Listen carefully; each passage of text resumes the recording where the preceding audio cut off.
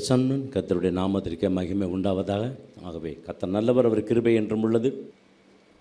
விசுவாசத்தில் நடக்கும் பொழுது கர்த்தர் ஆசீர்வாதத்தை கொடுப்பார்.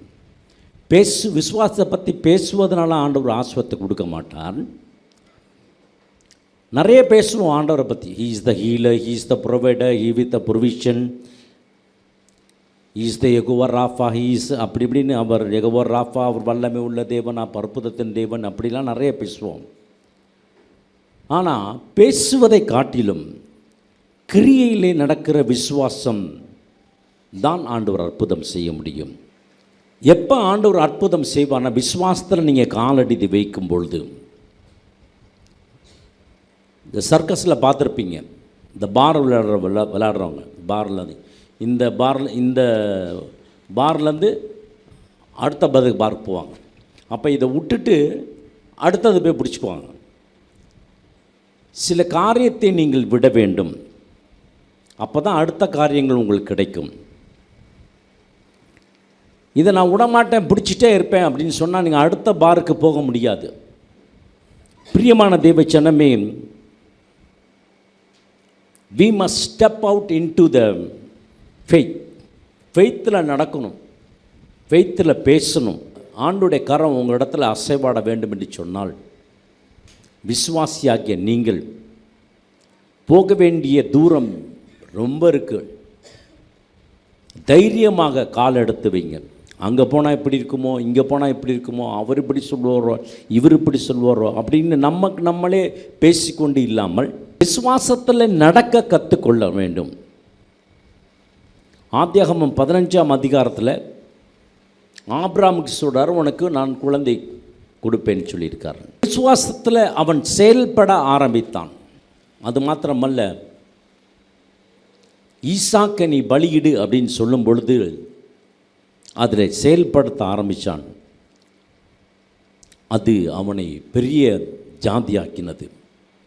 நீங்கள் உயர உயர உயர மேலே மேலே போகணும். உங்கள் வாழ்க்கையில் உயர்ந்துகிட்டே இருக்கணும். நாளுக்கு நாள் விருத்தி உண்டாகிட்டே இருக்கணும். உங்கள் ஆசீர்வாதம், உங்கள் ஜெபம், உங்கள் அபிஷேகம், உங்கள் வல்லமை, உங்கள் ஊழியம், உங்கள் வேலை, உங்களுடைய எல்லா காரியங்களும் உயர்ந்து கொண்டே இருக்கணும். ஒரு ஏணி இருக்கிறதுன்னு வச்சுக்கோங்களேன். அந்த ஏணி முன்னாடி போய் நீங்கள் நின்றுட்டிங்கன்னா நீங்கள் மேலே போயிட முடியாது. ஏற ஏற தான் மேலே போக முடியும். விசுவாசத்தில் மேலே போக போக போக போக வேண்டும் சொல்லி வீட்டுக்குள்ளே உட்காந்துட்டு ஆசீர்வாதம்லாம் என் வீட்டுக்கு வரட்டும் அப்படின்னு விசுவாசத்தில் சொல்லிக்கிட்டு இருக்கிறத விட, விசுவாசத்தில் நீங்கள் நடக்க ஆரம்பிக்கும் பொழுது கர்த்தர் ஆசீர்வதிப்பார். அதை ஏறணும், இந்த ஏணி மேலே ஏறணும், அதை பிடிக்கணும். ஐயோ பிடிச்சா அது வலிக்கு போயிருமே, நான் கீழே விழுந்துருவனே, எப்படி நான் மேலே ஏறுறது, எப்படி நான் மேலே போவது, எப்படி நான் தனியாக போவது, எந்த கிரிப்பும் இல்லையே அப்படின்னு சொல்லி கொண்டு இருந்தால் நீங்கள் கீழே தான் நின்று கொண்டு இருக்கணும். நீங்கள் மேலே ஏற வேண்டும் என்று சொன்னால் ஏணியை பிடிக்க வேண்டும், முதல் படியை கால் எடுத்து வைக்க வேண்டும். உங்கள் ஆவிக்குரிய வாழ்க்கையில் உங்கள் காலை எடுத்து வைங்க. உங்களுடைய வாழ்க்கை ஆண்டவர் ஆசீர்வாதமாக கர்த்தர் மாற்றி கொடுப்பார். எனக்கு பிரியமான தேவ ஜனமே, எடுத்து வாசிக்கலாம். யாக்கோபு 2ஆம் அதிகாரம் 17-18 எடுத்து வாசிக்கலாம். அப்படியே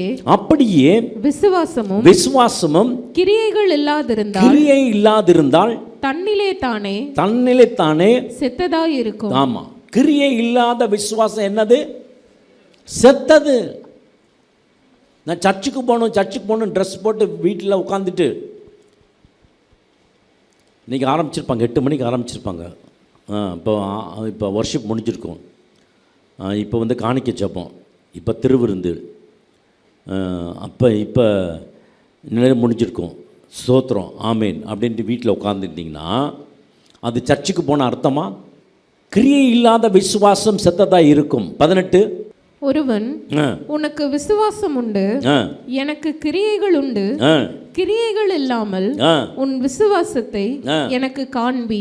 ஆமா, நான் என் விசுவாசத்தை என் கிரியைகளினாலே உனக்கு காண்பிப்பேன் என்பானே. ஆமா, விசுவாசத்தை எதனால காமிக்கணும்? கிரியையினாலனா நடந்து செய்யணும், ஊழியம் செய்யணும், ஆண்டவருக்காக செய்யணும், ஆண்டவருக்காக ஓடணும், ஆண்டவருக்காக நிற்கணும், ஆண்டவருக்காக பேசணும். உங்கள் வீட்டில் நீங்கள் சமையல் ஆயிரம் இன்றைக்கி சாப்பாடு செஞ்சு, சாம்பார் செஞ்சு, சிக்கன் ஃப்ரை பண்ணி அதுக்கப்புறம் சாப்பிடணும் அப்படிலாம் நினைக்கிறீங்க. ஆனால் அதை செஞ்சால் தான் அது நடக்கும். செய்யலைன்னா என்ன செய்யுது? நடக்காது. உங்கள் பிள்ளைகளை படிக்க வைக்கணும், டாக்டருக்கு படிக்க வைக்கணும், நீட்டில் பாஸ் ஆகணும், 10th பாஸ் ஆகணும், +2 பாஸ் ஆகணும் அப்படின்லாம் நினைக்கிறீங்க. ஆனால் உங்கள் பிள்ளை என்ன பண்ணணும்? படிக்கணும். அப்போ தான் அந்த ஆண்டவர் ஆசீர்வதிப்பார். நீங்கள் என்ன நினைக்கிறீங்கிறத பற்றி இல்லை, நீங்கள் என்ன பேசுகிறீங்கிறத பற்றி இல்லை, அதன்படி கிரியை இல்லாத விசுவாசம் செத்ததாக இருக்கும். ஆகவே உங்கள் விசுவாசம் எப்படி இருக்கும் என்று சொன்னால் கிரியை உள்ள விசுவாசமாக இருக்கும். கர்த்தர் ஆசீர்வதிப்பார். பிரியமான தேவச்சனமே, நிறைய பேரோட வாழ்க்கையில் பார்த்திங்கன்னா ஆண்டவரை லிமிட் பண்ணிடுறோம். இது மேலே அவர் பண்ண முடியாது. 1000 ரூபா தந்துடுவார், 10,000 ரூபா தந்துடுவார், 2000 ரூபா தந்துடுவார், 1 லட்ச ரூபா தந்துடுவார். ஆனால் 1 கோடி தருவார். உங்களுக்கு வேணும்னா ஆண்டவர் நிச்சயம் தருவார். நீங்கள் என்ன பண்ணணும்? கேட்கணும். ஆண்டவர் சமூகத்தில் உட்காந்து முழங்கால் படிக்கிட்டு கேட்கணும். ஆண்டவர் வாசலை திறப்பார், கதவுகளை திறப்பார், தடைகளை விளக்குவார். கர்த்தர் உங்களுக்கு வேண்டிய ஆசீர்வாதத்தை கர்த்தர் கொடுப்பார். ஆமென். நிறைய பேர் வாழ்க்கையில் பார்த்திங்கன்னா என்ன நடக்கிறது என்று சொன்னால் ஆக்ஷன் இல்லை. Take action. நீங்கள் என்ன பண்ணுங்கள்? இந்த விசுவாசம் என் வாழ்க்கையில் நான் பெரிய ஆள் ஆகணும் அப்படின்னு சொன்னால் ஆண்டவர் சமூகத்தில் அந்நிய பாஷையில் ரொம்ப நேரம் ஜெபம் பண்ணுங்க, ஆராதிங்க, துதிங்க. தூக்கம் வரலன்னா ஜெபிங்க. அப்படியே ஜபமாக மாற்றி கர்த்தர் உங்களை ஆசீர்வதிச்சுட்டு போயிடுவார். இங்கே நிறைய பேரோட வாழ்க்கையில் பிஸ்னஸ் ஆரம்பித்தா நல்லா இருக்குமா, மினிஸ்ட்ரி ஆரம்பித்தா நல்லா இருக்குமா, இல்லை இந்த வேலைக்கு போனால் நல்லா இருக்குமா, இல்லை இந்த லேண்டு வாங்கி போட்டால் நல்லா இருக்குமா, இல்லை இந்த வீடு கட்டினா நல்லா இருக்குமா, இப்படி நினைத்து கொண்டு இருக்கிறது அல்ல, அதை செய்து காட்ட வேண்டும். கர்த்தர் உங்களை ஆசீர்வதிப்பார். ஆமென். ஹல்லேலூயா. ஆகவே இதுக்கு உதாரணமாக நான் எதை எடுத்துக்கொள்கிறேன் என்று சொன்னால் எஸ்தர் புக்கை நான் எடுத்துக்கொள்கிறேன். எஸ்தர் புஸ்தகத்தை நான் எடுத்துக்கொள்கிறேன். எஸ்தர் புஸ்தகத்தில் எப்படி இருக்குன்னு சொன்னால் எஸ்தர் ஒரு சிறை கைதியாக பாபிலோன் போகிறாங்க. அதுக்கப்புறம் பாபிலோனுக்கு போய் இருக்கும் பொழுது தானியேல் முதல் பெர்சியா வரைக்கும் 605 335 BC இதுவரைக்கும் என்ன நடந்துச்சுன்னா சைரஸோட காலத்தில் வந்த பொழுது ஜெருபாபேல் மூலமாக அவருடைய தலைமையில் கிட்டத்தட்ட 50,000 பேர் இஸ்ரேலுக்கு போகலாம், ஆலயத்தை கட்டலாம் அப்படின்னு சொல்லி எல்லார்த்தையும் அனுப்பிச்சி வைத்தார்கள். இந்த எஸ்தர் எப்போ நடக்கிறது? பேக்ரவுண்டை கொஞ்சம் படிச்சுக்கணும். நெகேமியாவும் எஸ்ராவும் இருக்கிற காலகட்டத்தில் இந்த எஸ்தரோட புத்தகம் சரித்திரம் இந்த உருவாகிறது. ஆனால் எஸ்தரும் மொர்கதாயும் என்ன செய்யலை? பெர்சியா விட்டு போகலை. அவங்க சித்தப்பாட்ட போய் கேட்குறாங்க. கசின், அதனால் வயதானதுனால சித்தப்பா அப்படின்றத சொல்கிறான். அவன்கிட்ட கேட்குறான், ஏன் நம்ம போயிடலாமே, நம்ம நாட்டுக்கு போயிடலாமே, நம்ம எதுக்கு இங்கே இருந்துக்கிட்டு, எதுக்கு இந்த இடத்துல இருந்துட்டு நம்ம போயிடலாம் அப்படின்னு சொல்கிறப்ப எஸ்தர் மொர்கதாய் சொல்கிறார், இல்லை வெயிட் பண்ணு, ஆண்டோட டைம் இருக்குது, வெயிட் பண்ணு. இந்த அதிகாரத்தில் கடவுள், ஜெகோவா, கர்த்தர், ஆவியானவர் எதுவுமே இருக்காது. கர்த்தர் ஆசீர்வதிப்பார். ஆனால் ஆண்டவருடைய ஆசீர்வாதம் இதுக்குள்ளே அப்படி நடந்து கொண்டு இருக்கிறத நீங்கள் பார்க்கலாம். 5 குறிப்புகளில் இந்த செய்தியை நான் உங்களுக்கு சொல்ல ஆசைப்படுகிறேன். 1ஆம் அதிகாரம் 1ஆம் வசனம். இந்த தேசம் முதல் எத்தியோப்பியா தேசம் வரைக்கும் உள்ள 127 நாடுகளையும் அரசாண்ட அகாஸ்வேருவின் நாட்களிலே சம்பவித்ததாவது, ராஜாவாகிய அகாஸ்வேரு சூசான் அரண்மனையில் இருக்கிற தன் ராஜ்யத்தின் சிங்காசனத்தின் மேல் வீற்றிருந்தான். பாருங்க, இந்து தேசம் முதல், நம்ம இந்தியாவை அது குறிக்குது. இந்து தேசம்னா இந்து கிடையாது, இண்டஸ் சிவிலைசேஷன். எத்தியோப்பியா முதல் சூடான் வரைக்கும் 127 நாடுகளை ஆண்டு கொண்டிருந்தார் அகஸ்வேர் ராஜா. இவர் எங்கே இருப்பார் என்று சொன்னால் சூசான் நகரத்தில். அங்கே குளிர்ச்சியாக இருக்கும், அங்கே அவருக்கு அந்த கிளைமேட் அவருக்கு செட் ஆகும். ஆகவே ராஜா அந்த இடத்துல இருந்து ஆட்சி செய்து கொண்டிருந்தார். தன் ராஜ்ய பாரத்தின் 3ஆம் வருஷத்தில் தன்னுடைய பிரபுக்களும் அவன் தன் ராஜ்யபாரத்தின் 3ஆம் வருஷத்திலே தன்னுடைய பிரபுக்களுக்கும் ஊழியக்காரருக்கும் விருந்து பண்ணினான், பெரிய விருந்து பண்ணினான். அப்பொழுது பெர்சியா மேதியா தேசங்களில் உள்ள தேசத்தில் உள்ள மகத்தானவர்களும் நாடுகளின் அதிபதிகளும் பிரபுக்களும் அவன் சமூகத்தில் வந்திருந்தார்கள். அவன் தன் ராஜ்யத்தின் மகிமையான ஐஸ்வர்யத்தையும் தன் மகத்துவத்தின் சிறந்த பிரதாபத்தையும் அநேக நாளாகிய 184 அளவும் விளங்க செய்து கொண்டிருந்தான். நடக்குது, பயங்கரமா இருக்கு. எல்லா நாட்டையும் கூப்பிடுறான். நாட்டில் இருக்க எல்லா ராஜாக்களையும் பிரபுக்களையும் எல்லாத்தையும் கூப்பிட்டு பெரிய விருந்து பண்ணிக்கிறான். பெரிய விருந்து எல்லாத்தையும் கூப்பிட்டு என்ன பண்றான்? கடைசியா தன்னுடைய மனைவியாகிய வஸ்தியை அழைக்கிறான். 10ஆம் வசனம் படிங்க. 7ஆம் நாளிலே ராஜா திராட்சரசத்தினால் களிப்பாய் இருக்கும் பொழுது மகா ரூபவதியாகிய ராஜஸ்திரீயாகிய வஸ்தியின் சௌந்தரியத்தை ஜனங்களுக்கும் பிரபுக்களுக்கும் காண்பிக்கும்படி ராஜகிரீடம் தரிப்பிக்கப்பட்டவளாய் அவளை ராஜாவுக்கு முன்பாக அழைத்து வர வேண்டும் என்று வைஃபை கூட்டு வர சொல்லிட்டாரு. வைஃபை என்ன பண்ணணும்? ராஜஸ்திரீ கிரீடத்தோட வந்து எல்லாத்துக்கும் முன்னாடி வந்து தன்னோட அழகை காட்டணும்ட்டார். அங்கே இருக்கிறவனுங்கெல்லாம் பிரதானிகள் இருக்காங்க, அவங்க டியூக்ஸ் இருக்காங்க, அவங்க பெரிய பெரிய ஆட்கள்லாம் அங்கே இருக்கிறாங்க.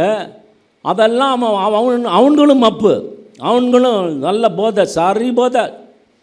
இந்த மாதிரி ஒரு நேரத்தில் மனைவியை கொண்டு வந்து நிறுத்தலாமா? நிறுத்தக்கூடாது. மோசமான ராஜாங்க அவன், பயங்கர குடி போதை. பிரிங் ஹர் எல்லாத்துக்கும் முன்னாடியும் என்ன பண்ணிட்டான்? ரொம்ப டைட்டு. 12ஆம் வசனம் வச்சுக்கலாம். ஆனாலும் பிரதானிகள் மூலமாய் ராஜா சொல்லி அனுப்பின கட்டளைக்கு ராஜஸ்திரீயாகிய வஸ்தி வரமாட்டேன் என்றார். வரமாட்டேன்ட்டார். அவர் ரொம்ப டீசெண்டான வரமாட்டேன்ட்டார். நீ எவ்வளோ பெரிய ராஜா வந்து எனக்கு என்னையா, நான் வரமாட்டேன். இப்போயா ராஜாவுக்கு ரொம்ப கோபம் வந்துடுது, பயங்கரமான கோபம் வந்துடுது. God can use the worst people of the world to the best for his own. ஆண்டவர் மோசமானவர்களை வைத்து உங்களை ஆசீர்வதிப்பார். நம்புறவங்க ஆமன் சொல்லுங்க. ஆமன். சத்துருக்களுக்கு முன்பாக ஒரு பந்தி ஆயத்தப்படுத்துவார். அது ஒன்று. மோசமானவர்களை வைத்து உங்களை கர்த்தர் ஆசீர்வதிப்பார். நம்புறவங்க ஆமன் சொல்லுங்க. 2ஆம் அதிகாரம் 1ஆம் வசனம் எடுத்து வாசிக்கலாம். இவைகளுக்கு பின்பு ராஜாவாகிய அகாஸ்வேருவின் உக்கிரம் தணிந்தபோது அவன் வஸ்தியையும் அவள் செய்ததையும் அவளை குறித்து தீர்மானிக்கப்பட்டதையும் நினைத்தான். அப்பொழுது ராஜாவை சேவிக்கிற அவனுடைய ஊழியக்காரர் அவனை நோக்கி, ரூபவதிகளாய் இருக்கிற கன்னி பெண்களை ராஜாவுக்காக தேட வேண்டும். அதற்காக ராஜா தம்முடைய ராஜ்யத்தின் நாடுகளில் எல்லாம் விசாரிப்புக்காரரை வைக்க வேண்டும். பாருங்க, இது வஸ்தி என்ன பண்ணிட்டான்? டிவோர்ஸ் பண்ணிட்டான். எப்ப? 3ஆவது வருஷம். இந்த 3ஆவது வருஷத்திலிருந்து 7ஆம் வருஷம் வரைக்கும் அவனுக்கு திருமணம் ஆகவில்லை. இதற்கு இடையில் கிரேக்க நாட்டுக்கு போய், கிரீஸ்க்கு போய் யுத்தம் பண்ண ஆரம்பித்து செம்மாட்டி வாங்கிட்டு வந்தான். பயங்கரமாக தோற்று போனான். தோற்று போனது மாத்திரமல்ல, அவன் தோற்று போனதுனால ஜனங்கள் எல்லாம் நினச்சாங்க, ராஜாவுக்கு எப்படியாவது ஒரு கல்யாணத்தை நம்ம செஞ்சிடணும் அப்படின்னு சொல்லி எல்லாரும் சேர்ந்து எடுத்த முடிவு என்னென்னா, ராஜாவுக்கு ஒரு கன்னிப்பெண்களை நம்ம நாட்டில் தேடணும் அப்படின்னு சொல்லி ஒரு உத்தரவு போட்டாங்க. எவ்வளோ கன்னிப்பெண் இருக்காங்களோ அவளை தேடுங்க. 3ஆம் வசனம் படிங்க. அதற்காக ராஜா தம்முடைய ராஜ்யத்தின் நாடுகளில் எல்லாம் விசாரிப்புக்காரரை வைக்க வேண்டும். இவர்கள் ரூபவதிகளாய் இருக்கிற சகல கன்னி பெண்களையும் கூட்டி சூசான் அரண்மனையில் இருக்கிற கன்னி மாடத்துக்கு அழைத்து வந்து ஸ்திரீகளை காவல் பண்ணுகிற ராஜாவின் பிரதானியாகிய ஏகாயின் வசத்தில். யாருங்க ஏகா? யாரு? அவர் ஒரு திருநங்கை. படிங்க. அவர்களுடைய சுத்திகரிப்புக்கு வேண்டியவைகள் அவர்களுக்கு கொடுக்கப்பட வேண்டும். அப்பொழுது ராஜாவின் கண்களுக்கு பிரியமான கன்னி வஸ்திக்கு பதிலாக பட்டத்து ஸ்திரீயாக வேண்டும் என்றார்கள். இந்த வார்த்தை ராஜாவுக்கு நலமாய் தோன்றினபடியால் என்ன ஆச்சுன்னு, இந்த வார்த்தை ராஜாவுக்கு என்னாச்சு? நலமாச்சு. இந்த வார்த்தை நலமாச்சு. அப்போ தேசம் முழுவதும் கன்னி பெண்களை தேடுகிறார்கள். இந்த ராஜா என்ன செய்ய வேண்டுமானால், இந்த ராஜா யாரை செலக்ட் பண்ணுறாங்களோ, யாருக்கு பிடிக்குதோ அவங்கள அவர் செலக்ட் பண்ணிக்கிட்டோம். ஆனால் நம்ம என்ன பண்ணணும், கன்னிகள் அந்த தேசத்தில் இருக்கிற வெர்ஜின் கேர்ளை எல்லாத்தையும் நம்ம செலக்ட் பண்ணி கொண்டாந்து வச்சுருவோம். வச்சுட்டு ராஜாவுக்கு என்ன பிடிக்குமோ அந்த பெண்ணை அவர் செலக்ட் பண்ணட்டும். வரலாற்று நிபுணர்கள் சொல்லுகிறார்கள், கிட்டத்தட்ட 400 கன்னி பெண்கள் இருந்தார்களாம். இந்த 400 கன்னி பெண்கள் அவர்களை இருக்கும்பொழுது அவங்களுக்கு ப்ராசஸ் நடக்குது. என்னன்னா, அவங்க அடையாளம் தெரியக்கூடாது. எஸ்தர் யாருன்னா ஒரு அடிமை பெண், இஸ்ரவேலில் பாபிலோனில் இருக்கிற ஒரு அடிமை பெண். அவருடைய குலம், அவருடைய கோத்திரம் எதுவுமே தெரியக்கூடாது. 1 வருஷம் ட்ரைனிங் கொடுக்குறான். 1 வருஷம் பார்த்திங்கன்னா ஆயில் ட்ரீட்மெண்ட், அடுத்த 6 மாதம் ஆயில் ட்ரீட்மெண்ட், அடுத்த 6 மாதம் காஸ்மெட்டிக் ட்ரீட்மெண்ட். அழகுபடுத்த ஆரம்பித்தாங்க. இவ்வளோ யாரா எஸ்தரா அப்படின்னு சொல்கிற அளவுக்கு அட்ரஸ் தெரியாமல் ஆண்டவர் உயர்த்துவார், உங்களையும் உயர்த்துவார். ஆமென். இதுக்கு எத்தனை மாதம் தேவைப்பட்டுச்சுன்னா 1 வருஷம் தேவைப்பட்டதாம். The process began in the Aram for more than 1 year. Oil treatment, அதுக்கப்புறம் காஸ்மெட்டிக் ட்ரீட்மெண்ட். அது மாதிரிலாம் நம்ம கொடுத்தா நல்லா இருக்கும்ல. நம்மளாம் என்ன பண்ணுறோம், பியூட்டி பார்லர், நீ யாரும் போகிறது கிடையாது, அதனால தான் அப்படியே வந்துடுறீங்க. பியூட்டி பார்லர் போயிட்டு நல்ல மேக்கப் 3 மாதத்துக்கு ஒரு தடவை போவாங்க, இல்லை 2 வாரத்துக்கு ஒரு தடவை போவாங்க, இல்லை 1 வாரத்துக்கு ஒரு தடவை போவாங்க. 1 வருஷம் அந்த ட்ரீட்மெண்ட் நடந்ததான். ராஜாவோட மனைவிகளும் ராஜாவோட வப்பாட்டிகளும் எங்கே இருப்பாங்களாம்? ஆராமில் இருப்பாங்களாம். அந்த ஆராமில் நான் சொன்னேன் இல்லையா, அது 15 வயசில் அவங்க போனாலும் சரி, அது 16 வயசில் அவங்க போனாலும் சரி, அவங்க அந்த இடத்த விட்டு வெளியே வர முடியாது. மரிக்கும் வரைக்கும் அங்கே தான் அவர்கள் இருக்க வேண்டும். நான் ஏன் ஆண்டவரே இங்கே இருக்கிறேன்? ஏன் ஆண்டவரே எனக்கு இந்த வேலை? ஏன் ஆண்டவரே எனக்கு இந்த ஒரு நிலைமை? நான் ஏன் இங்கே இருக்கணும்? நான் ஏன் இந்த ஊரில் இருக்கணும்? நான் ஏன் இந்த வேலையில் இருக்கணும்? நான் ஏன் இந்த மினிஸ்ட்ரி செய்யணும்? நான் ஏன் இந்த காரியத்தை செய்யணும்? நிறைய பேர் நினைப்பீங்க, நான் ஏன். ஒரு காரணம் இருக்குது பிரியமான தேவ ஜனமே. நீங்களும் நானும் தேவ பிள்ளைகளாக ஆண்டவர் உங்களை தெரிந்து கொண்டிருக்கிறார். ஒரு காரணம் இருக்கிறது. நீங்கள் இந்த சர்ச்சுக்கு வர்றது, இன்னைக்கு வந்தது ஒரு காரணம் இருக்கிறது. கர்த்தர் உங்களை உயர்த்த போகிறார். நம்புறவங்க ஆமென் சொல்லுங்க. இந்த நாள் நீங்கள் வந்தது வெறுமனை அல்ல, இந்த நாளை கர்த்தர் உங்களை ஆசீர்வதிக்க போகிறார். ஆமென் சொல்லுங்களேன். ஆமென். ஏன் நான் வச்சுருக்கேன்? நீங்கள் சொல்லுங்கள், ஆண்டவர் ஏன் ஆண்டவர்? நான் நினைப்பேன், ஆண்டவர் ஏன் ஆண்டவர் என்னை குட்டையாக படைச்சிட்டிங்க, இன்னும் கொஞ்சம் ஹைட்டாக படைச்சிருந்தேன்னா நான் எங்கேயாவது சினிமாவில் போய் சேர்ந்துருப்பேனே அப்படி நினச்சேன் முன்னாடி. அப்போ அந்த டிவி காலம் போடுவோம், ஒளியும் போடுவான். நீங்களாம் இருந்தீங்கன்னா நீங்கள் பார்த்தீங்கன்னா தெரில. இந்த ஒளியும் போடுறப்ப பார்த்தீங்கன்னா சினிமா பாட்டு போடுவாங்க, ஒரு 5 பாட்டு 6 பாட்டு போடுவாங்க. அவெல்லாம் ஜன்னல்லேருந்து எட்டி பார்ப்பாங்க. டிவி இருக்க வீட்டெலாம், ஒருத்தன் வீட்டில் டிவி இருந்துச்சுன்னா அவன் பெரிய பணக்காரன்.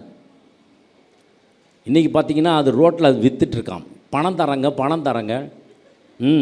பழைய டிவி இருந்தாலும் கொடுங்க, பணம் தரங்க. பணம் என்னமோ காஞ்சிபுரத்துலேருந்து வந்தவன் மாதிரி பேசுவான். அவன் பார்த்தீங்கன்னா அவனோட டிவிஎஸ் 50 பார்த்தீங்கன்னா ஒரு ஓட்ட டிவிஎஸ் 50 ஆகுது. நாங்கள் காஞ்சிபுரத்துக்கு நேர்முத கொள்முதலில் வர்றோங்க.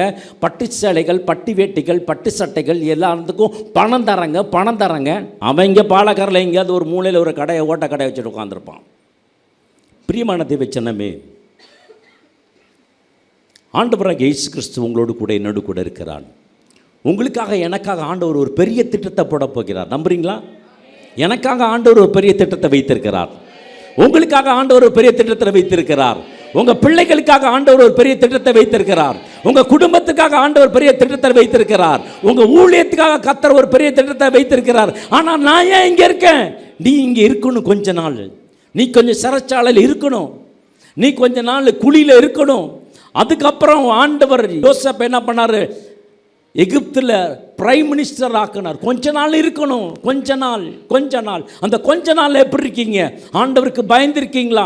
எஸ்தர் மாத்திரம் நான் வேணாம், எனக்கு இந்த சம்பவம் வேணாம், எனக்கு இது பிடிக்கல, நான் 4 நாள் ஃபுல்லாக நான் என்ன பண்ணுவோம், நான் இந்த அரண்மனையிலே இருந்து சாப்பிட்றத விட நான் என்ன பண்ணலாம், நான் வெளியே போய் நான் இஸ்லாமுக்கு ஓடி போயிடலாம், இல்லை ஒரு கூடையில் ஒழிஞ்சிக்கலாம், இல்லை வீட்டில் ஒழிஞ்சிக்கலாம், முருகத்தா வீட்டிலேருந்து நான் எங்கேயாவது ஒழிஞ்சு தப்பித்து ஓடிப்பலாம், நைட்டை தப்பிச்சிடலாம் அப்படின்னு சொல்லி நினைக்கலாம். ஆனால் எஸ்தர் அப்படி நினைக்கல. எஸ்தரோட உண்மையான பேர் அது பேர்ஷியாவோட பேர். அவரோட உண்மையான பேர் என்னவென்று சொன்னால் ஹடாசா என்று சொன்னால் மெர்டில் அப்படின்னு சொன்னால் ஒரு ஸ்டார் என்று சொல்லப்படுகிற ஒரு வார்த்தை. அது எப்ரேய வார்த்தை. ஆனால் அவள் பெர்சியாவில் இருந்தனால இன்றைக்கி நிறைய பேர் பார்த்தீங்கன்னா ஷாத்ராக் மேஷாத் ஆபேத்நேக்கும் தான் தெரியும். அனனியா மிஷபேலுன்னு யாருக்கு என்ன தெரியாது? என்ன தெரியும்னா ஷாத்ராக் மேஷாத் ஆபேத்நேக்கு. ஆனால் மிஷபேல் அனனியா இந்த பேர் என்ன பண்ணது தெரியாது. ஆனால் தானியேல் பேர் மாத்திரம் அவனுக்கு பெல்ஷதார் என்று பேரை வச்சாரு. ஆனால் அந்த பேரை நிற்கலை. அந்த பேர் என்னவா இருந்துச்சு? கடைசி வரைக்கும் தானியேலா தான் இருந்துச்சு. கர்த்தர் உங்க பேரை ஆண்டவர் நிலைநிறுத்துவார். ஆமென், ஹல்லேலூயா. ஆகவே பயப்படாதீங்க, கர்த்தர் ஆசீர்வதிக்க போகிறார். நினைக்கலாம் நான் ஏன் இங்கே இருக்கிறேன்? உங்களை கொண்டு ஒரு பெரிய பட்டணங்களை உருவாக்க வேண்டும், உங்களை கொண்டு ஒரு பெரிய ராஜ்யத்தை கட்ட வேண்டும், உங்களை கொண்டு ஒரு பெரிய தேசத்தை காண்டவர் உருவாக்க வேண்டும் என்று சொல்லி கர்த்தர் வைத்திருக்கிறார். நம்புகிறோம் சொல்லுங்க. ஹல்லேலூயா. சமயம் கிடைத்தாலும் கிடைக்காவிட்டாலும் பிரியமான தேவச்சனமே, ஆண்டவருக்கு மாத்திரம் உண்மையாயிருங்க. 5ஆம் வசனம் எடுத்து வாசிக்கலாம். அப்பொழுது சூசான் அரண்மனையிலே பென்யமீனாகிய கீசின் குமாரன் சீமேயினுடைய மகனாகிய யாவேரின் குமாரன் மொர்தெகாய் என்னும் பேருள்ள ஒரு யூதன் இருந்தான்.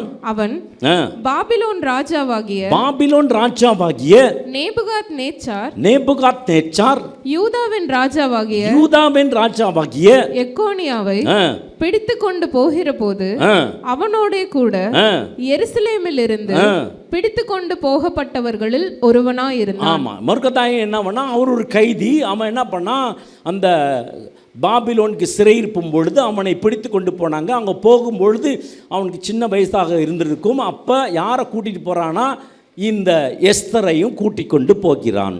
8ஆம் வசனம் படிக்கலாம். ராஜாவின் கட்டளையும் தீர்மானமும் பிரசித்தமாகி அநேகம் பெண்கள் கூட்டப்பட்டு சூசான் அரண்மனையில் உள்ள ஏகாயின் வசத்தில் ஒப்புவிக்கப்படுகிற போது எஸ்தரும் ராஜாவின் அரண்மனைக்கு அழைத்து கொண்டு போகப்பட்டு ஸ்திரீகளை காவல் பண்ணுகிற ஏகாயின் வசத்தில் ஒப்புவிக்கப்பட்டாள். ஏகாயினா யாருன்னு சொன்னா திருநங்கை.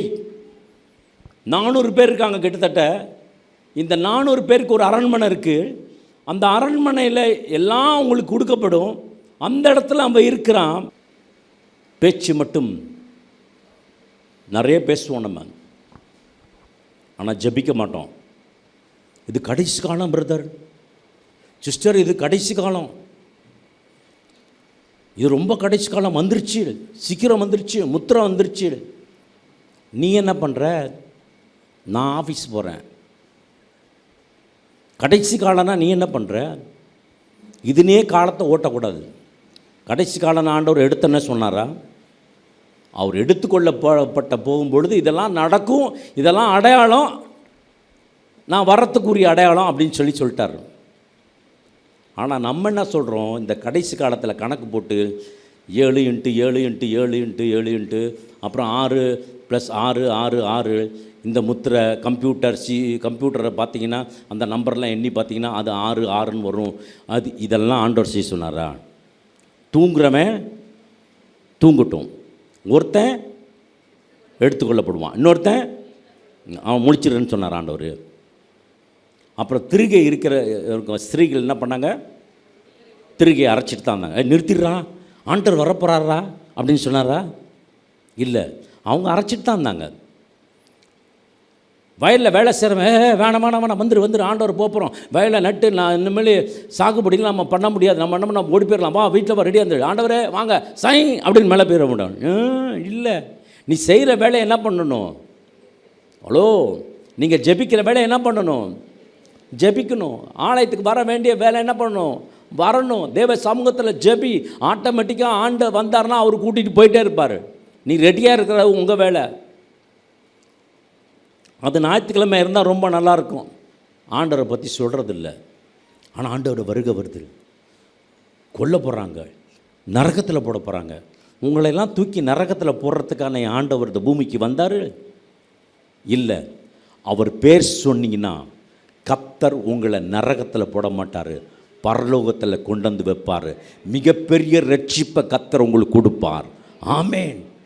நீ இந்த ஜெபம் பண்ணவில்லை என்று சொன்னால், நீ இப்படி இருக்கவில்லை என்று சொன்னால் நீ நரகத்தை சந்திக்குமா? அவர் கூட அப்படி சொல்லலைங்க. இயேசு கூட அப்படி சொல்லலை. ஒரு ஓமையை சொல்லிட்டு போயிட்டார், அவ்வளோதான். அப்புறம் ஒரு லாசரு, ஒரு ஐஸ்வர்யவான்ட்டு. ஆனால் நீங்களும் நானும் ஆண்டவருக்காக உண்மையாக இருந்தீங்கன்னா கர்த்தர் உங்களை கொண்டு வந்த ஒரு இடத்துல நிற்பார். ஏன் தெரியுமா? ஒரு வார்த்தை சொல்லியிருக்கார் ரோமர் 8:15, அப்பா பிதா என்று கூப்பிட பண்ணுகிற புத்திர சுகாரத்தின் ஆவியை கர்த்தர் கொடுத்துருக்காரு. உங்கள் பிள்ளைகளை தூக்கி நெருப்பில் போடுவீங்களா? அது மாதிரி தான் என் ஆண்டவர் உங்களை தூக்கி நெருப்பில் போட மாட்டார், தன்னோடு வைத்து கொள்வார். ஃபாதர் பாட்டு ஒரு ஒன்று, தன்னோடு வைத்து கொள்வா இயேசு, தன்னோடு வைத்து கொள்வா, தன்னா தனன்னா தன்னா தன்னா தனன்னா தன்னா, குதூகலம் கொண்டாட்டமே என் இயேசுவின் சன்னிதானத்தில், ஆனந்தம் ஆனந்தமே என் அன்பரின் திருப்பாதத்தில். பிரியமான தேவஜனே, நான் முதல் நான் மலேசியா போகும் பொழுது, இல்லை ஏற்கனவே பஹ்ரைன்லாம் போயிட்டு வந்துட்டேன் 98. அப்புறம் திருப்பி மலேசியாவுக்கு ஒரு தடவை போகிறேன். போகும்பொழுது என் கூட பக்கத்தில் உட்காந்துருந்த பையன், புதுக்கோட்டையிலேருந்து ஒரு பையன், அவன் சொல்கிறான், ஃப்ளைட் எடுத்துட்டான், மேலே போயிடுச்சு அப்படின்னு. அவனுக்கு ரொம்ப வித்தியாசம், சந்தோஷமானுட்டு. மேலே போயிடுச்சு, போவான்ல, எப்படி ரூட்டு தெரியும்? தெரியல. அவங்க வச்சுருப்பாங்க, ஆட்டோ மேப் வச்சுருப்பாங்க, மேப் இருக்கும், அதில் அப்படியே போயிடுவாங்க. அதில் அப்படி இப்படி சொல்லிட்டே வந்தேன். கொஞ்ச நேரம் அழைச்சி என்ன பண்ணிட்டேன், இயேசுவை பற்றி சொல்ல ஆரம்பிச்சிட்டேன். தம்பி, நீ எதுக்கு போகிற? வேலைக்கு போகிறேன். நீ வேலைக்கு போகிற இடத்துல கர்த்தர் உன்னோடு இருக்கணும், இயேசு தெரியுமா உனக்கு சோதிப்பார் சொல்லிவிட்டு அவன்கிட்ட பேசிக்கிட்டே போகிறேன். ஆண்டவரை பற்றி பேசிக்கிட்டே போகிறேன். 35,000 அடி மேலே ஆண்டவரை பற்றி சொல்லி அந்த கயிறை கீழே அவுத்து போட்டு இறங்கும்பொழுது அவன் ரட்சிக்கப்பட்டவனாக இறங்கினான். கீழே இறங்கின பிறகு ஒரு 6 மாதம் கழித்து, அண்ணே எப்படி இருக்கீங்க அப்படின்னாப்புல. நான் இந்தியாவில் இருக்கேன். அண்ணே தெரியலையா, ஃப்ளைட்டில் எங்க கூட உட்காந்துருந்தீங்களே தெரியலையா? ஆமாம் தம்பி தெரியுது, நான் ஏசப்பாவை தான் இப்போ கும்பிட்றேன், சர்ச்சுக்கு தான் இப்போ போகிறேன். அன்னைக்கு மாத்திரம் நான் சொல்லவில்லை என்று சொன்னால் அந்த ஆத்மா அழிந்திருக்கும். ஆமேன். சமயம் கிடைத்தாலும் கிடைக்காவிட்டாலும் இயேசு நாமத்தை மகிமைப்படுத்துங்க, கர்த்தர் உங்களை ஆசீர்வதிப்பார். ஆமேன். ஹல்லேலூயா. 9ஆம் வசனம் எடுத்து வாசிக்கலாம். அந்த பெண் அவன் பார்வைக்கு நன்றாய் இருந்ததினால் அவளுக்கு அவன் கண்களிலே அவர் கண்களிலே தயை கிடைத்தது. என்ன கிடைச்சிச்சு? ஆமாம், உங்கள் கண்களிலே, மனுஷ கண்களில் தெய்வம், தேவ கண்களிலே கிருபையும் கிடைக்கணும். நீங்கள் ஒரு இடத்துக்கு போகிறீங்க, ஒரு ட்ரெயினுக்கு போகிறீங்க, ஒரு பஸ்ஸுக்கு போகிறீங்க, இடம் இல்லாமல் நிற்கிறீங்க, நின்றுட்டுருக்கீங்க. ஒருத்தர் பார்ப்பார், உங்களுக்கு கஷ்டமாக இருக்குது, உங்களை அவர் எந்திரிச்சிட்டு உங்களுக்கு இடம் கொடுப்பார், தயவு. ஒரு பேங்க் மேனேஜர்கிட்ட லோன் போகிறீங்க, நிறைய பேர்த்துக்கு வேணாம் ரிஜெக்ட் பண்ணுவார். உங்களை பார்த்தோன்னா வாங்க கொடுக்குறேன்னு பார். உங்கள்கிட்ட ஒன்றுமே இருந்திருக்காது. கர்த்தர் உங்களை ஆஸ்வதிப்பார். நம்புற ஒரு ஆமென் சொல்லுங்க. கர்த்தர் உங்கள் கண்களிலே தயவு கர்த்தர்கிட்ட கொடுப்பார். ஹல்லேலூயா. எஸ்தருக்கு நல்லா தெரியும், இந்த பேலஸ்குள்ளே வந்துட்டா நான் திருப்பி போக முடியாது. எடுத்தா ஒரு முடிவு, விசுவாசம் முடிவு. இந்த பேலஸ்குள்ளே வந்துட்டா சாவர வரைக்கும் இதுக்குள்ளே தான், அந்த ஆறாம்குள்ளே தான் இருக்கணும். ஆனால் ஒரு முடிவு எடுத்தா. என்ன முடிவு எடுத்தான்னா, நான் போவேன். அழகாக இருக்கானா, நல்லா இருக்கானா, அதெல்லாம் பிரச்சனை இல்லை. 400 பேர் இருக்காங்க போட்டிக்கு. இந்த 400 பேர் போட்டிக்கு இருக்கும் பொழுது பார்த்தீங்கன்னா அவள் தைரியமாக முடிவெடுத்தாள். தைரியமாக முடிவெடுங்க. ஆண்டவருக்காக வாழுவேன், ஆண்டவருக்காக ஊழியம் செய்வேன், ஆண்டவருக்காக நிற்பேன், செய்யுங்க. கர்த்தர் உங்களை ஆசீர்வதிப்பார். நான் ஸ்ரீலங்கா மினிஸ்ட்ரி போகும் பொழுது எனக்கு எந்த அட்ரஸும் கொடுக்கல, வெறும் ஃபோன் நம்பர், மொபைல் நம்பர். பாஸ்டரா நீங்கள்? ஆமாம், நான் வந்துக்கிட்டு இருக்கேன், ஏர்போர்ட்லேயே நில்லுங்க, நீங்கள் எங்கேயும் போகாதீங்க. எனக்கு பிடிக்காத காரு நானோ கார் வந்து நின்றுச்சு. ஏறி என்னை கொண்டு போனாங்க. கூட்டிகிட்டு போய் ஒரு பாஸ்டர் வீட்டில் தங்க வச்சாங்க. எங்கே தங்க வச்சாங்க? மாடியில் ஒரு ஷெட்டில் ஒரு மெத்தையை போட்டு அங்கே படிக்க வச்சுட்டாங்க. மற்ற சைடு எல்லாம் அப்படியே ஓப்பனாக இருக்கும். அங்கிருந்து மறுநாள் காலையில் புறப்பட்டு அடுத்த ப்ரோவின்ஸ்க்கு பெட்டிகோலா, ஜாஃப்னா எல்லா இடத்துக்கும் போயிட்டு வந்தேன். ஸ்ரீலங்கா மினிஸ்ட்ரி பார்த்திங்கன்னா எல்லா இடத்துக்கும் போயிட்டு வந்தேன். ஒரு இடத்துல போயிருந்த பொழுது கடற்கரை ஓரத்தில் வீட்டில் இடம் கிடையாது. அதனால் சர்ச்சில் படுத்துக்கணும். ஒரு பாயை விரித்து சர்ச்சில் படுத்துக்கிட்டேன். ஒரு போர்வையை கொடுத்துட்டாங்க, மூடிக்கிட்டேன். ஏன்னா மண் அந்த அடிக்கும். காலையில் எந்திரிச்சு விட்டு உதறனா அவ்வளோ மண் கொட்டும். ஆண்டவருக்காக ஊழியம் செய்ய ஆரம்பித்தேன். எந்த நம்பரும் இல்லை. காலையில் மத்தியானம் பஸ்ஸில் ஏறி மறுநாள் காலையில் 4 மணிக்கு ஜாஃப்னா போனேன். ஜாஃப்னா போனேன்னு அங்கேருந்து பாஸ்டர் சொன்னார், பாஸ்டர் நீ இருங்க, நான் வரத்துக்கு 25 கிலோமீட்டர் வரும். சின்ன ஃபேனு, இத்தனோண்டு ஃபேன், இந்த மூஞ்சிக்கு மாத்திரம்தான் காற்றடிக்கும். அந்த ஃபேனை வச்சு அந்த வீட்டில் தங்கியிருந்து 3 நாள் ஊழியம் செய்து கர்த்தர் ஊழியம் செய்ய வைத்தார். அதற்கெல்லாம் பலன் இருந்துச்சு. அப்போலாம் அற்புதமாக பலன். கடைசி நாள் பாஸ்டர் அந்த இருந்த வீட்டுக்கு வந்தேன். கொழும்புக்கு வந்தேனே, ஐயா இவ்வளோ கஷ்டப்பட்டீங்க, ஒரு வார்த்தை சொல்லியிருக்கக்கூடாதா? நான் உங்களுக்கு ஒரு பெரிய மீட்டிங் அரேஞ்ச் பண்ணியிருப்பேனே அப்படின்னு சொல்லிவிட்டார். பரவாயில்லங்கய்யா, இருக்கட்டும், என்னை கொழும்பில் ட்ராப் பண்ணிடுங்க. ஆனால் கொழும்பில் வந்து நான் திருப்பி இந்தியாவுக்கு வந்துட்டேன். அதுக்கப்புறம் அவரே டிக்கெட் அனுப்பிச்சார். அதுக்கப்புறம் ஊழியம் செய்ய ஆரம்பித்தேன். மிகப்பெரிய அற்புதம் நடந்தது. மீண்டும் ஸ்ரீலங்காவுக்கு போனேன். பெரிய மீட்டிங், 3 நாள் மீட்டிங் போட்டார். ஒரே இடம், அற்புதம் மேலே அற்புதம். கல் வயிற்றில் இருக்கிற அப்படியே அப்படியே கல்லாருக்கு வயிற்றுக்குள்ள ஸ்டோன்ஸ், அப்படியே அவ்வளோ ஸ்டோன்ஸ். ஜெபம் பண்ணிட்டு இருக்கப்போ ஒரு பிசாசை விரட்டவே முடியாது, அது வந்துக்கிட்டே இருக்கும் திருப்பி. பயங்கரமான ஒரு டீமன். இயேசு நாமத்தில் சொன்ன பொழுது உருண்டு போயிடுச்சு. ஒரே கமாண்டில் விழுதுராச்சு. இந்த அம்மா வந்து கடைசியில் நாளைக்கு ஆப்ரேஷன், நீங்கள் ஜெபம் பண்ணி விடுங்க, தலையை கை வச்சு ஜெபம் பண்ணி அனுப்பிச்சிட்டேன். கன்ஜெக்டட் தெரு, ஒரு சேரி மாதிரி உள்ள இடம். டீ குடிக்கலான்னு அந்த பாஸ்டர் கூட்டிகிட்டு போனார். போகிறப்ப அந்த அம்மா ஓடிச்சு, ஐயா உங்களை தேடித்தான் வந்தேன். என்னங்கய்யா? ஒரு பெரிய அற்புதம். என்ன நடந்துச்சு? ஸ்கேன் பண்ண போயிட்டாங்க, கொண்டு போய் உள்ளே விட்டாங்க. உள்ளே விட்டோன்னா அவங்க சொல்கிறாங்க, என்ன சொன்னாங்க, யூரின் பேக் எடுத்து இங்கே கட்டணும் அப்படின்ட்டாங்க. அவர் டாக்டர் கேட்குறாரு, உனக்கு என்ன செய்ய வேண்டும்? நீ நல்லா தானே இருக்க, ஒன்றுமே இல்லையே, கல் இல்லையே, எதுவுமே இல்லையே. ஆமேன். மிகப்பெரிய ஒரு அற்புதம். அப்படியே அந்த ஸ்கேன் ரிப்போர்ட் எடுத்து பார்த்தா அப்படியே அங்கங்கே வெள்ளையாக கல்லுகள் இருக்குது. ஆனால் இப்போ எல்லாம் ஜெபத்துக்கு அப்புறம் எல்லாம் மாறிவிட்டது. கர்த்தரால் மூடாத காரியம் ஒன்றுமில்லை. நீங்கள் வைராக்கியமாக இருந்தால் அவரும் வைராக்கியமாக இருப்பார். நம்புற ஒரு ஆமென் சொல்லுங்களேன். நம்புற ஒரு ஆமென் சொல்லுங்கள். கர்த்தர் பெரியவர். பெரிய காரியங்களெல்லாம் ஆண்டவர் நடத்தி முடித்து கொடுத்தார். கர்த்தர், நீங்கள் யாருக்காவது ஒருத்தருக்கு ஜெபிங்க, யாருக்காவது நீங்கள் ஜெபித்து வாங்க, கர்த்தருடைய கரத்தில் நீங்கள் இருங்க, கர்த்தர் உங்களை ஆசீர்வதிப்பார். ஆமேன், ஹல்லேலூயா. அதுக்கப்புறம் என்ன நடந்தது? ராஜா முன்னாடி கொண்டு போய் நிறுத்த வேண்டும். ராஜா முன்னாடி நிற்க வேண்டும். மேலே இருக்க ராஜா கர்த்தர் உங்களை கொண்டு வந்து நிறுத்துவார். ஆமென். மேலே இருக்க ராஜா உங்களை நிறுத்துவார். என்ன கஷ்டம் வந்தாலும் நஷ்டம் வந்தாலும் 1 year ப்ரிப்பரேஷன். 15ஆம் வசனம் எடுத்து வாசிக்கலாம்.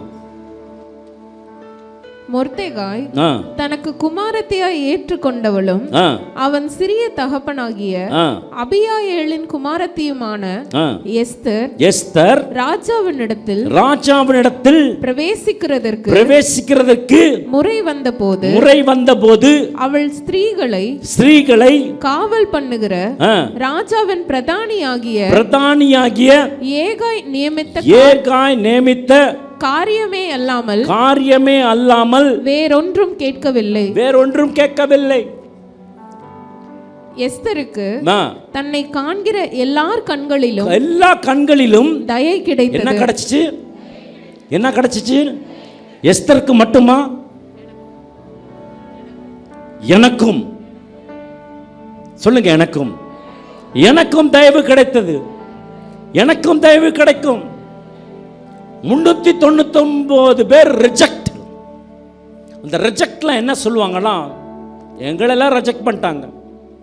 ஏன்? அவரோட ஹைட்டா நிறைய பேர் இருந்திருப்பாங்களே, அவளோட அழகா நிறைய பேர் இருந்திருப்பாங்களே, அவளோட அழகா நிறைய முடியலாம் இருந்திருப்பாங்களே. ரிஜெக்ட். இந்த பேச்சை நிறுத்துங்க. இது நடக்காது, இது வராது, இது கிடைக்காது, இது அவ்வளவுதான். Stop it, that negative words. இது நடக்கும், இது நிச்சயமாக நடக்கும். கர்த்தர் உங்களை ஆசீர்வதிப்பார். 17ஆம் வசனம் எடுத்து வாசிக்கலாம். ராஜா சகல ஸ்திரீகளை பார்க்கிலும் எஸ்தர் மேல் அன்பு வைத்தான். எஸ்தர் மீது அன்பு வைத்தான். சகல ஸ்திரீகளை பார்க்கிலும் எஸ்தர் மீது என்ன சொன்னாராம்? இதுதாங்க கிருபை, இதுதான் கிருபை. எஸ்தர் மீது அன்பு வைத்தான். நான் எஸ்தர்கா சரித்திரம் ஃபுல்லா சொல்ல போறதில்ல, இதோட முடிக்க போகிறேன். 309 பேத்துக்கு நடக்கல, இவளுக்கு மாத்திரம் எப்படி நடந்துரும்? நடக்காதவங்களாம் சொன்னாங்க, சான்ஸ் கிடையாது ராஜா, சான்ஸ் கிடையாது, முடிஞ்சு போச்சு. 309 பேரை ரிஜெக்ட் பண்ணிட்டார், உன்னையா செலக்ட் பண்ண போறாரு. மொர்தெகாய் சொன்ன, உன் குலத்தையும் உன்னுடைய வரலாறை என்ன சொல்லாத, யாருக்கும் சொல்லாத, எல்லாத்துக்கும் போய் எல்லாத்துக்கும் சாட்சியை சொல்லிட்டு இருக்காதீங்க. கடைசியில் உங்களை எப்படி பார்ப்பாங்களா? அப்படித்தான் பார்ப்பாங்க. உங்களை எப்படி பார்ப்பார்கள் என்று சொன்னால் அப்படித்தான் பார்ப்பாங்க. இப்ப எஸ்தரோட அடையாளம் தெரியல. ஏன்னா ட்ரீட்மெண்ட் 1 இயர், 6 மாதம் ஆயில் ட்ரீட்மெண்ட், 6 மாதம் காஸ்மெட்டிக் ட்ரீட்மெண்ட். இப்ப எஸ்தரை பார்த்தா அப்படிப்பட்ட எஸ்தரா இது? அடையாளம் தெரியாம கர்த்தர் உங்களை மாற்றுவார். அடையாளம் தெரியாம கர்த்தர் உங்களை ராஜாத்தியை போல மாற்றுவார். அடையாளம் தெரியாத குடும்பத்தை போல கர்த்தர் உங்களை மாற்றுவார். உங்கள் தேவைகளை ஆண்டவர் சந்தித்து கொடுப்பார். ஒரு நாள் பிச்சை எடுத்துக்கொண்டு இருந்தோம், ஆனால் இன்றைக்கு கர்த்தர் உங்களை ராஜாக்களாகவும் ராணிகளாகவும் கர்த்தர் வைக்க போகிறார். ஹல்லேலூயா. அடிமையாக இருந்த ராணி இடத்துல ராஜா அன்பு வைத்தார். உடனே ராஜாத்தி ஆக்கல, அமிச்சிட்டார், பிடிக்குதுன்னு சொல்லி அமிச்சிட்டார். ஆனா எப்ப அவர் கூப்பிடுவார்? இன்டர்வியூ போயிடுறீங்க, அட்டன் பண்றீங்க, நாங்க கூப்பிடுறோம், நாங்க சொல்றோம் அப்படின்னு சொல்லி அனுப்புவாங்க. ஆனா எப்ப கூப்பிடுவாங்க தெரியல, எப்ப செலக்ட் பண்ணுவாங்க தெரியல. ஆனா ஒரு நாள் கால் வந்தது, எஸ்தர் ராஜாத்திக்கு கால் வந்தது. 18ஆம் வசனம் எடுத்து வாசிக்கலாம். அப்பொழுது ராஜா தன்னுடைய எல்லா பிரபுக்களுக்கும் ஊழியக்காரருக்கும் எஸ்தர் நிமித்தம் ஒரு பெரிய விருந்து செய்து, பெரிய விருந்து பண்ணார். யார் நிமித்தம்? உங்க நிமித்தம் விருந்து பண்ணணுங்க. உங்க வீட்டில் நல்ல காரியம் நடக்கணும், விருந்து பண்ணணும். உங்க வீட்டில் அதிசயமான காரியங்கள் நடக்கணும், நீங்க விருந்து பண்ணணும். ஏதோ ஜனவரிக்கும் கிறிஸ்துமஸ்க்கும் ஈஸ்டருக்கும் விருந்து பண்ற அந்த விருந்து அல்ல. உங்க குடும்பத்தில் அற்புதம் நடக்கும், நீங்க விருந்து பண்ணணும். ஹல்லேலூயா, ஹல்லேலூயா. கர்த்தர் நன்மை செய்கிறவர். 19ஆம் வசனம் படிக்கலாம். இரண்டாம் தரம் கன்னிகைகள் சேர்க்கப்படும் போது மொர்தெகாய் ராஜாவின் அரண்மனை வாசலில் உட்கார்ந்திருந்தான். எஸ்தர் மொர்தெகாய் தனக்கு கற்பித்திருந்தபடி தன் பூர்வோத்தரத்தை தன் குலத்தையும் தெரிவிக்காதிருந்தாள். எஸ்தர் மொர்தெகாய் இடத்தில் வளரும்போது அவன் சொற்கேட்டு, இதுதான் ரொம்ப முக்கியம். அவர் சொல் கேட்டு நடந்தது போல இப்பொழுதும் அவன் சொற்கேட்டு ராணியான பிறகும் முர்கதாய் சொன்னதை கேட்டாள். சிறந்த இடத்தை ஆண்டவர் கொடுக்க ஆரம்பித்தார். சிறந்த வேலைக்காரர்களை கொடுக்க ஆரம்பித்தார். எல்லாமே சிறந்ததாய் அவளுக்கு அமைந்தது. உங்களுக்கும் சிறந்ததாய் அமையும். அல்லேலூயா. அடிமை பெண்ணாகிய இருந்த இந்த ரகசியம் யாருக்கு தான் தெரியும்? எஸ்தருக்கு தான் தெரியும், மற்றவருக்கு தெரியாது. இப்ப என்னதான் தெரியும்? எஸ்தர் ராஜாத்தி. என்ன தெரியும்? எஸ்தர் ராஜாத்தி. அல்லேலூயா. ஒரு நாள் நீங்க மோசமான நிலைமையில வாழலாம், ஆனா இன்னைக்கு நீங்க ஒரு ஊழியக்காரர், இன்னைக்கு நீங்க ஒரு தீர்க்கதரிசி, இன்னைக்கு நீங்க ஒரு முதலாளி, இன்னைக்கு நீங்க கர்த்தர் உங்களை ஆசீர்வதிக்க போகிறார், இன்னைக்கு கர்த்தர் உங்களை எடுத்து பயன்படுத்த போகிறார். ஹல்லேலூயா, ஹல்லேலூயா. கர்த்தர் உங்களை எடுத்து பயன்படுத்த நிறைய பேருக்கு நாளைக்கு இந்த நேரத்தில் கர்த்தர் அற்புதம் செய்வார். நாம் அனைவரும் கர்த்தரை நோக்கி நாம் கூப்பிடுவோமாக. நல்ல தகப்பனே, இந்த அருமையான இந்த நாளுக்காக நன்றியோடு துதிக்கிற ஆண்டவரே, சோத்திரிக்கிற கர்த்தாவே, இந்த ஆராதனை நீங்கள் காலை ஆராதனை தேவன் ஆசீர்வதித்து கொடுத்த கிருபைக்காக உமக்கு நன்றி. ஒவ்வொரு பகுதியிலே ஆண்டவரே நீங்கள் இடம்பெற்று எங்களை ஆசீர்வதித்து எங்களை கனப்படுத்தியதற்காக உமக்கு நன்றி. துதி வேலை, ஆராதனை வேலையை கர்த்தர் எங்களுக்கு ஆசீர்வாதமாக மாற்றி கொடுத்த கிருபைக்காக உமக்கு நன்றி செலுத்துகிற சுவாமி. அடியானை எடுத்து நீங்கள் பயன்படுத்திய கிருபைக்காக உமக்கு நன்றி. இன்றுமாக ஆண்டவரே, வாழ்க்கையில் உண்மை உணர்ந்து ஆண்டவரே அநேக ஊழியங்களை செய்யத்தக்கதான ஒரு கிருபையை ஒவ்வொரு நாட்களும் கொடுத்து நீங்கள் ஆசீர்வதிக்கும்படிக்கு நாங்கள் செபிக்கிறோம். குடும்பத்தாரை ஆசீர்வதிங்க. கொடுத்த பிள்ளைக்காக நன்றி செலுத்துகிற சுவாமி. கர்த்தாவே, இந்த நாளில் செய்தி வேலையில் கூட எஸ்தரை உங்களுடைய கருத்தில் ஒப்புக் கொடுக்குறோம் ஆண்டவரே. அதுபோல் ஆண்டவரே, எங்களுடைய வாழ்க்கையிலும் என்னென்ன நோக்கம் வைத்திருக்கிறீங்களோ எல்லா நோக்கத்தையும் நாங்கள் நிறைவேற்றி நடக்க உதவி செய்யுங்க. எங்கள் வாழ்க்கையை நீங்கள் ஆரம்பித்து வைத்த தேவன் ஆண்டவரே, நீரே நடத்தி கொண்டிருக்கிறீர். நீரே முடிவு புரியந்த வழி நடத்தி உம்முடைய நோக்கத்தை நிறைவேற்ற ஜனங்களாக பிள்ளைகளாக எங்களை மாற்றும்படியாக உம்முடைய கருத்தில் நாங்கள் ஒப்புக் கொடுக்குற சுவாமி. கிரியைகளை உள்ள விசுவாசமாக எங்கள் விசுவாசத்தை நீங்கள் மாற்றி கொடுங்க. என்னென்ன பகுதிகளில் நாங்கள் நம்பிக்கை இழந்திருக்கிறோமோ அந்த பகுதியில் தேவன் இந்த நாளில் எடுத்து போட்டு ஆண்டவரே, உம்முடைய பிள்ளையாக முற்றியும் வணைந்து உம்முடைய பிள்ளைக்குரிய சுவாபத்தோடு எங்களை அனுப்பும்படியாக உம்முடைய திருக்கரத்தில் ஒப்படைக்கிறோம். உம்முடைய அப்பத்துக்கும் பந்திக்கும் நாங்கள் ஆயத்தப்படுத்த எங்களுக்கு உதவி செய்தீங்களே. ஒரு புதிய உயிர் தெரிந்த வல்லமை இந்த நாட்களில் எங்கள் சரீரத்துக்குள்ளே கடந்து வரும்படியாக, எங்கள் ஊழியத்துக்குள்ளே, எங்கள் குடும்ப வாழ்க்கையில் கடந்து வரும்படியாக உம்முடைய சமூகத்தில் நாங்கள் ஜெபிக்கிறோம். கர்த்தர் அப்படியே செய்து எங்களை ஆசீர்வதிப்பதற்காக கோடானு கோடி நன்றி செலுத்தி ஜெபிக்கிறோம். ஜீவனுள்ள நல்ல இயேசுவே. ஜெப தேவைக்கு 9894913619.